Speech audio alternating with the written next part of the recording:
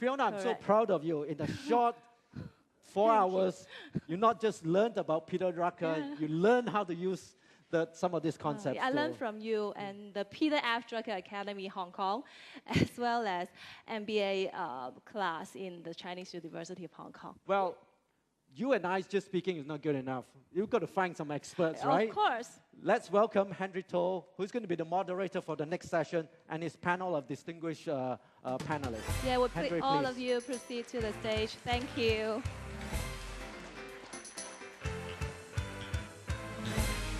Please be seated. Pass the floor to you, Henry.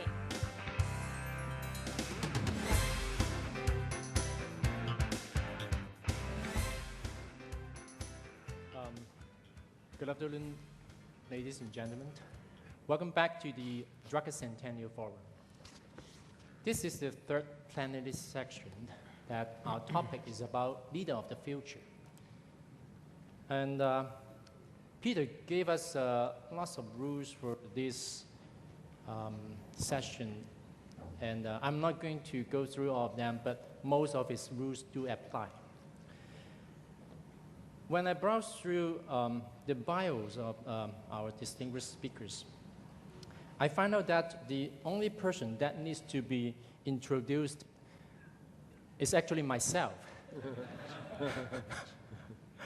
Well, that's because I worked in China in the last 10 years, and in the first 5 years, I spent much of my time in the mountain and rural areas and serving the poor, so I basically make myself invisible, I would say.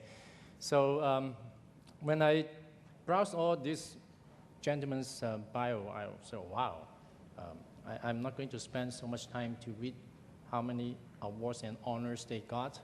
So I just briefly introduce their names and the company they come from. So I'm glad to have Paul Yang Chong, and with us, he is currently the Chairman Emeritus of DHL Express Hong Kong Limited, and a co-founder of DHL International Asia Pacific. And the gentleman sitting right next to me is Dean Ira Jackson. He is the Dean of the Peter F. Drucker and Masatoshi Ito Graduate School of Management at Claremont Graduate University. He is a professor of management. And then we have Andrew. Andrew Wong is the permanent secretary for the Civil Service of the Hong Kong SAR, a position he has held since February 2006. And finally, we have Dr. Royce Yuan. He is the group chairman of Ogilvy Hong Kong, a leading communications group that offers integrated marketing communications solutions. So let's give us, all of us, a big hand. And we expect for a fruitful section. When we come up the topic, leader of the future, we will refer back and forth to Peter Drucker's ideas. I think most of the people here who attend the forum because of Peter Drucker. It's not because of us. So I would like to lay some foundations of what Drucker said about the leaders and also about the future. The first slide that's shown here is a remark made by Drucker that the future is not going to be made tomorrow. It's being made today, and largely by the decisions and actions taken with respect to the tasks of today.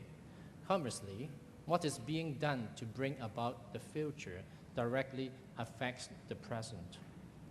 So let's come to the focal points of this section. We have almost 90 minutes.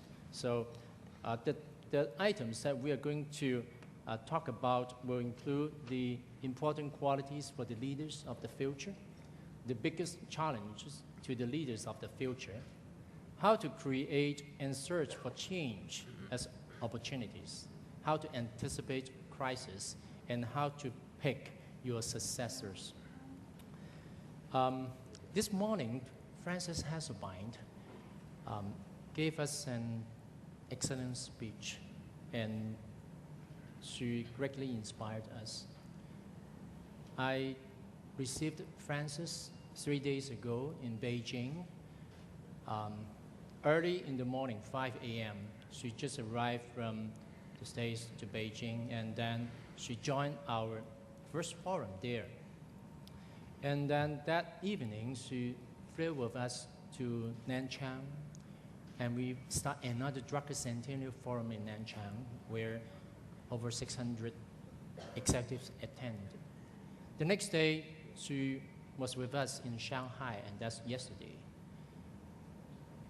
And now she's here and sharing her story with us. When I look at her, I talk to myself, wow, that's what Drucker said. As a role model, a leader, you have to show your role model. And I learned from her, of course.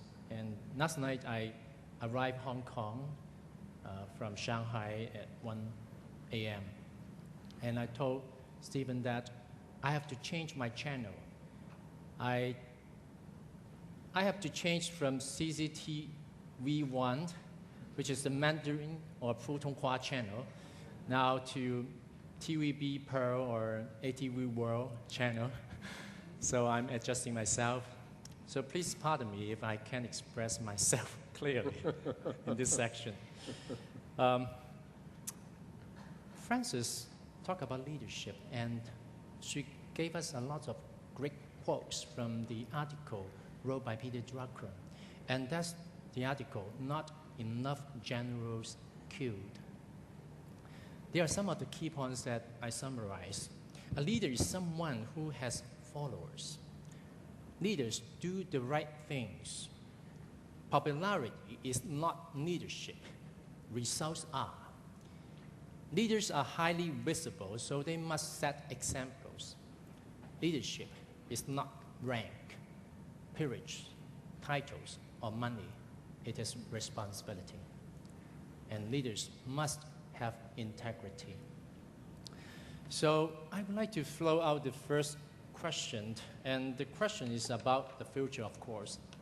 I would like to know from this gentleman, and somehow I don't understand why all the sections are gentlemen, and that may get us into trouble in another country. But it's great to have them here. So the first question is about qualities or characters. What are the important characters or qualities that you think are important for the leaders of the future? May I pick the young gentleman here relatively? Royce, to start the first question. Thank you, Henry.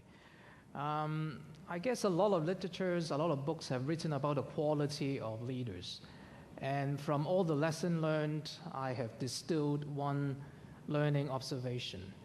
A lot of books talk about the quality of leaders. They define as integrity, visionary. Jim Collins mentioned about modesty, etc., etc. And there is one quality that it's seldom being put in the first place, but it always pop up, as a second, third, or fourth point. And I believe that quality will be the quality that the leaders in the future have to pay more and more attention, because that one quality is going to be increasingly important for leaders to manage their organization, be it commercial or not-for-profit. And that piece of quality, I believe, is communication. To be an effective communicator. Because as you mentioned, the slide put up, as Mr. Drucker said, leaders is the person that has followers. So leaders have vision, but the vision has to be shared. And we are living in a very complex, increasingly complex society, thanks but no thanks to the internet. And there are so many different stakeholders we have to manage. It's not just our internal customers, it's our external audience, the media, other different stakeholders. And we are always working in collaborations. So as a leader, we have to be very clear, clarity of our vision in terms of sharing with the others, so our task, our vision can be shared. So I believe If we have to single out one quality, I would say